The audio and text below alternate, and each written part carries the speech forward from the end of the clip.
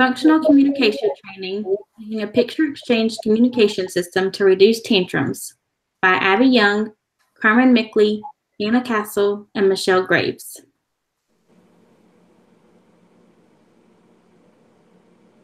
Ellison Preschool serves over 200 students in an urban area. Of the 200 students, 150 of them receive special education services. The students range in age from 3 years to 5 years. 50 of the preschool students receive speech therapy services, and 25 of the students receiving speech therapy services are nonverbal. 5 of the students who are nonverbal currently use PECS to communicate their wants and needs. There are 2 ongoing behavioral issues during playtime of fighting over the toys and throwing tantrums. The issue occurs most when a student takes a toy from another student without asking for it. This issue can be resolved with the use of PECS by teaching the students how to ask and request for objects. Ellison Preschool has the capacity to implement PECS school-wide with the amount of staff and volunteers they have available. Functional communication training has many positives, and we are going to use functional communication training to allow our students a voice to communicate. Functional communication training is when you have a student who is exhibiting a behavior as a result of communication. And so, as an example, is a student taking a toy out of another student's hand. They're communicating they want to play with that toy. So through functional communication training and using PECS, we would provide them a way to show that they want to play and speak that they want to play, and using their words rather than hurting or taking toys out of a toys or their hands. Sorry, I messed up. So through PECS, we hope to increase communication and also increase social situations for all students at Ellison Preschool. So the materials needed for preparation, BoardMaker software is available at Ellison Preschool, which already has a lot of PECS materials on it. Or you could make your own pictures using a camera. So computer, printer ink, printer paper, laminator, laminating sheets, camera, Velcro scissors, and a binder. And then materials for training and implementation.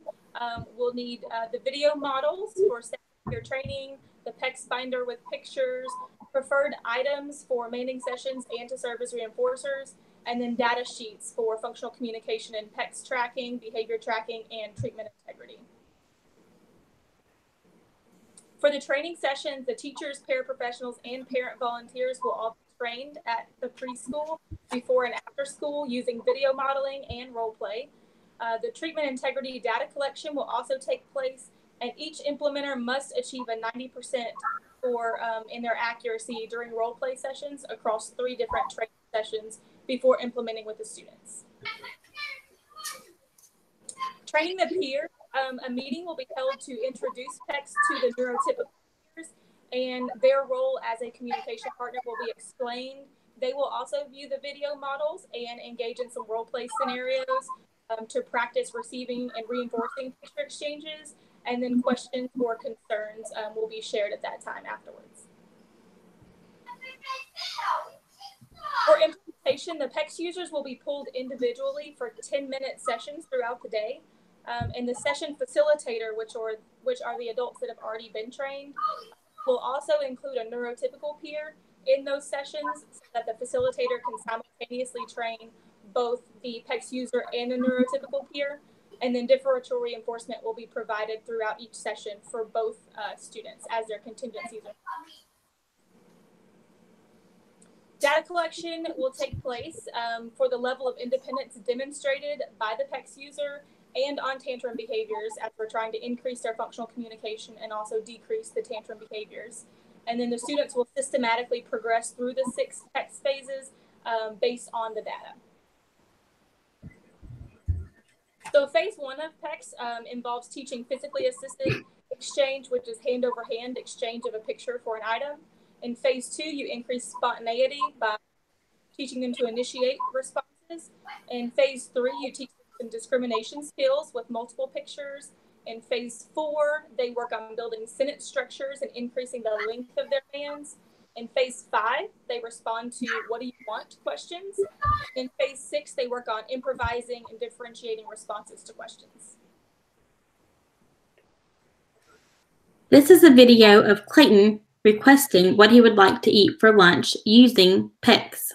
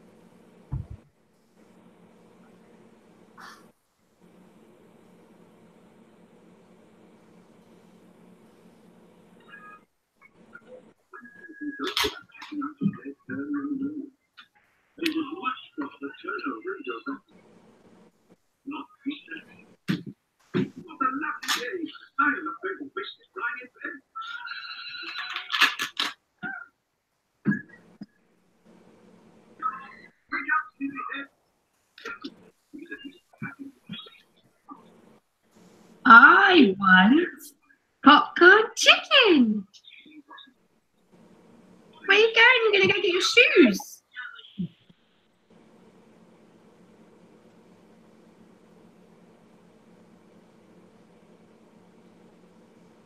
Text can be used to address the children's needs. According to Duran and Merge's, functional communication training has been shown to be an effective replacement behavior for challenging behaviors.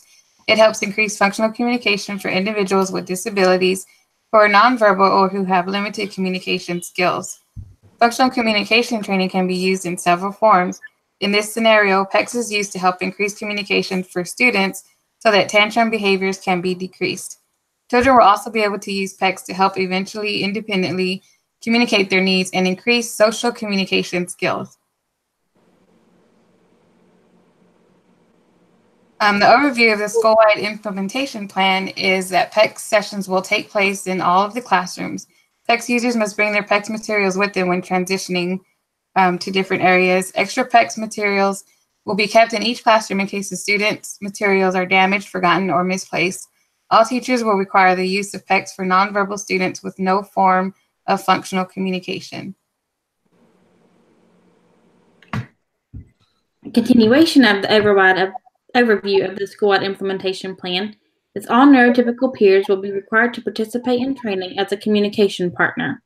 Free training nights will be offered to the students' families with childcare provided. BCBA consultation training will be ongoing. There will be classroom observations, and ongoing trainings will be provided to address any needs identified through observations.